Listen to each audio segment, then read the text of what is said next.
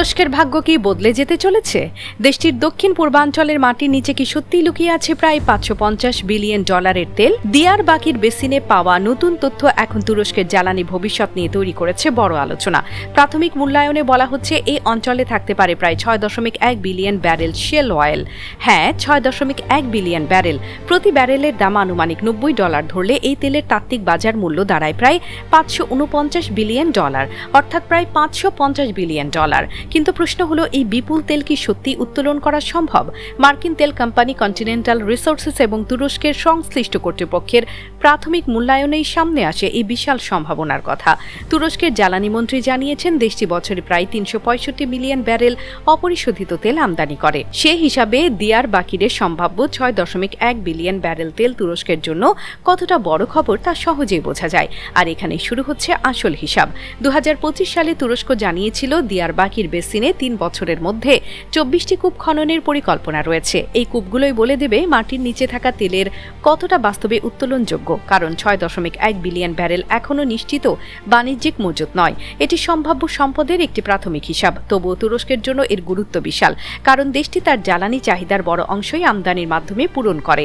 2024 সালে তুরস্ক প্রতিদিন প্রায় 1,27,000 ব্যারেল অপরিশোধিত তেল উৎপাদন করলেও অপরিশোধিত তেল ও পরিশোধিত পণ্য মিলিয়ে আমদানির পরিমাণ ছিল দৈনিক প্রায় 10 লাখ ব্যারেলের সমপরিমাণ। অর্থাৎ তেল আমদানির পেছনে প্রতি বছর বিপুল বৈদেশিক মুদ্রা ব্যয় করতে হয় আঙ্কারাকে। এখন যদি দিয়ারবাকিরের এই সম্ভাবনাকে বাস্তবে রূপ নেয়, তাহলে বদলে যেতে পারে সেই সমীকরণ।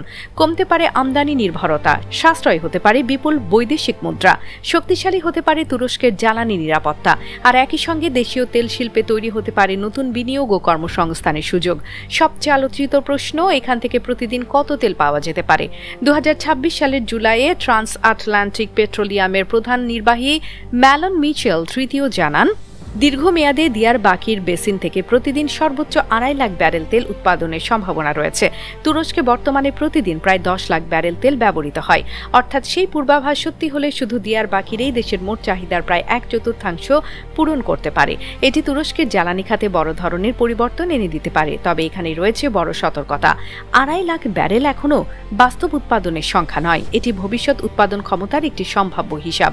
পূর্ণ সক্ষমতায় পৌঁছাতে সময় লাগতে পারে কয়েক বছর।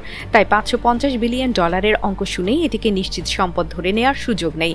কারণ মাটির নিচে তেল থাকা আর সেই তেল লাভজনকভাবে তুলে আনা দুটি সম্পূর্ণ ভিন্ন বিষয়। পরবর্তী খনন, উৎপাদন, পরীক্ষা, প্রযুক্তিগত সক্ষমতা এবং উত্তোলন ব্যয়ই নির্ধারণ করবে আসল চিত্র।